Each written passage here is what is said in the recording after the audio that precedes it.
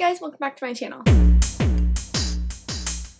Today's video is acting words, acting terms you may hear mainly on set. That's what I'm going with, is set words that you may hear. Let's jump into the video. So I have a cheat sheet of all the acting words, like it's literally crammed on this one paper. Now, there's a lot of them, so these are like the main ones that you'll hear. And then I'll not describe what it sounds like, but I will do it like a description of what the word is. Or, well, what the definition is for set versus normal. Let's just jump in. Let's just go with the first one.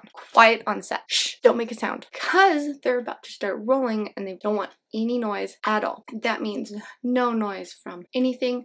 In fact, crew will even radio further out to let people know, hey, quiet on set. I don't want to hear a word. Okay, just stop talking. No phones ringing, no whispering, because mics can pick up anything and everything. So as soon as they say quiet on set, you don't want to say a word because you don't want to get the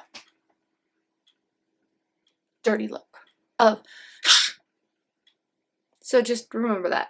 Quiet on set literally means quiet on set. That was the first one that really needed to get out of the way. Now, one that could be confusing is crafty or craft services. Either way, you could hear it on set. It's not where you go to make arts and crafts. As much fun as that would be, that's not what craft services is, or crafty. It actually means food. It's all the snacks, all the water, all the Gatorade, whatever there is to drink, Crafty has it. So if somebody on set goes, hey, let's go to Crafty, don't assume they mean let's go make crafts. It sounds like it, and I don't know why it's called Crafty or craft services. I don't know. And it's even spelled C-R-A-F-T. So it's spelled like arts and crafts. So if anybody knows why, comment below and tell me, because I have no idea. Very weird. Or not weird, it's strange. Yeah, weird.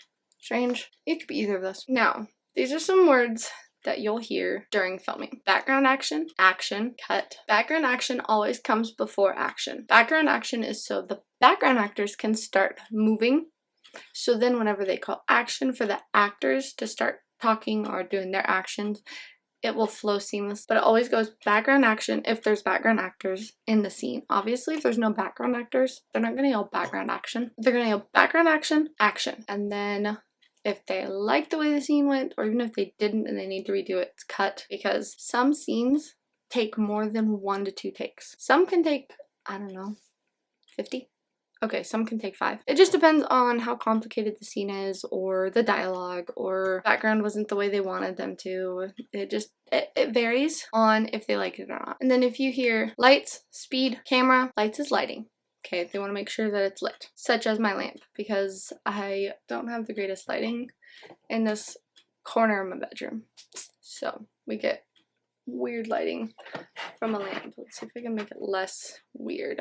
Yay! Okay, so lighting, lights. They want to make sure that lighting likes how it's lit.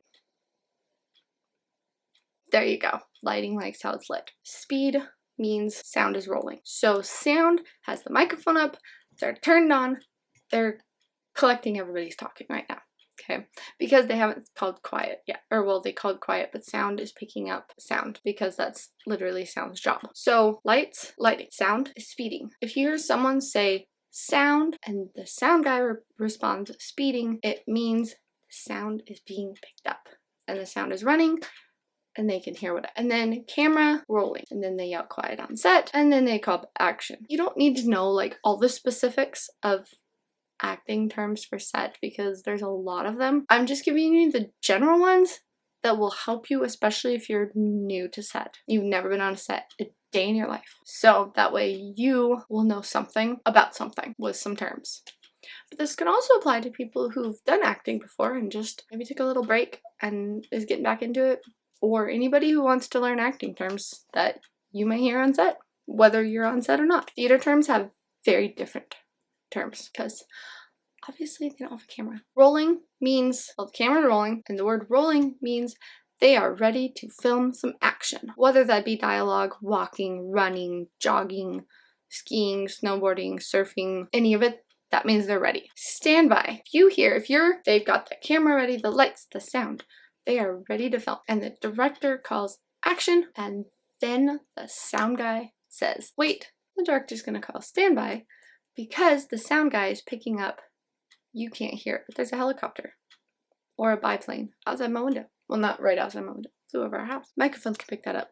And if that's not supposed to be in the shot, they're gonna use the standby, and literally it's running. So like they're picking up all this, but the sound is picking up another sound that you may or may not be able to hear. Most of the time you can't hear it, but sound can pick it up. Literally a camera can pick up a motorcycle like that's on a main road and you're inside a building, because that's how sensitive it is. So literally standby means don't move if you're in position. It could mean there's a sound that can be picked up by the mic, like a motorcycle or a plane, helicopter, car, AC unit. It can just pick it up. Cut, stop filming.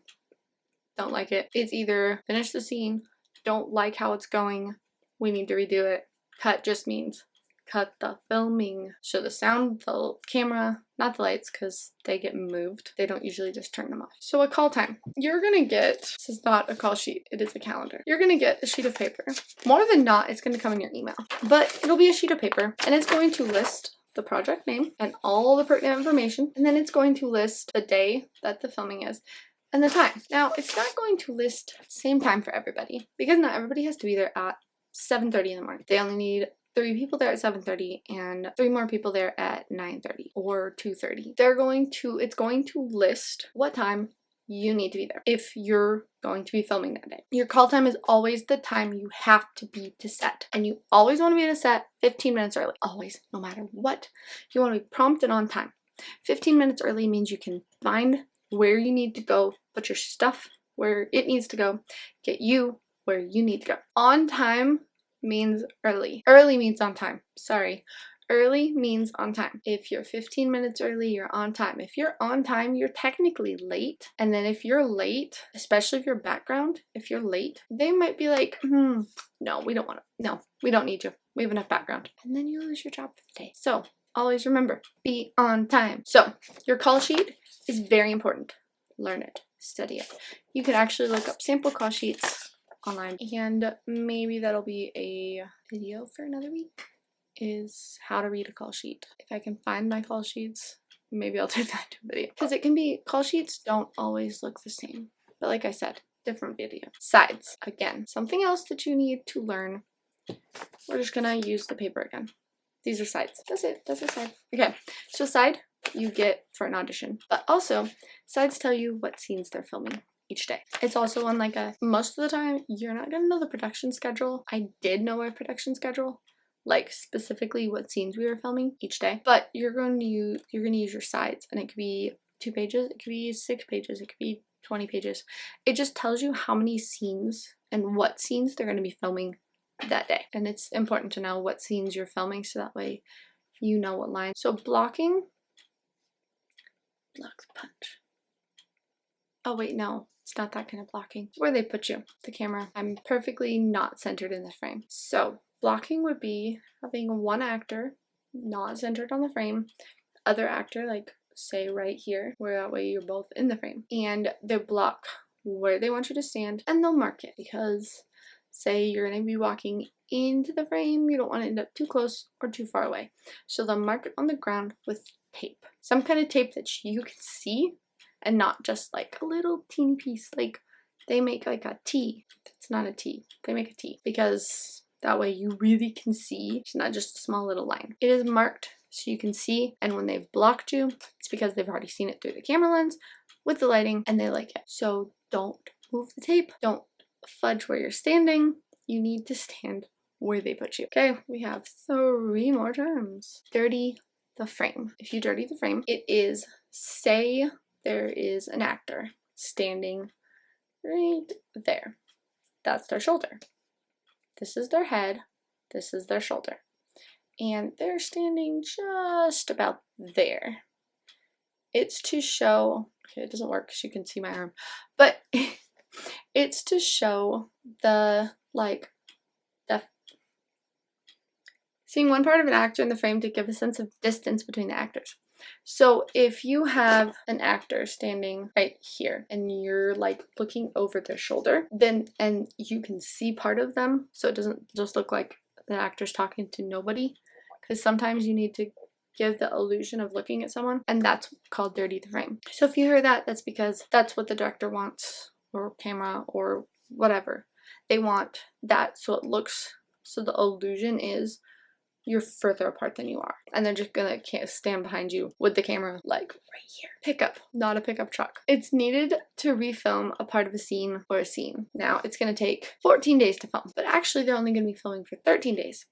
That 14th day is gonna be used for pickup shots. So what the director does every night, he watches the day's frames, frame by frame. He watches the entire thing of each day's filming.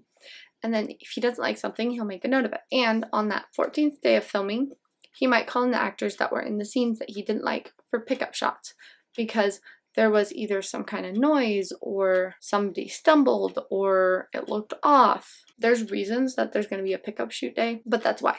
The director just didn't like it. And he's like, yeah, we're going to reshoot this. Even if they're just going to reshoot 2 lines of it, because it was fine except for that, you're still going to be needed. If you're needed for a pickup shot, then you'll be needed on day 14 or day 15. If they actually have 14 days for filming, they'll build in an additional day for pickup shots, because not all movies, not all TV shows, not all anything flow like clockwork. Our final word, wrap. Done filming. Could be they wrapped on, say, a person, like it's that person's final scene, and they're done. The director takes a look at it. The director loves it. He says, this person is wrapped. Everyone claps. Or, you're wrapped, you're done filming, like the entire movie or the episode or whatever. We're wrapped on this episode, we're wrapped on this movie.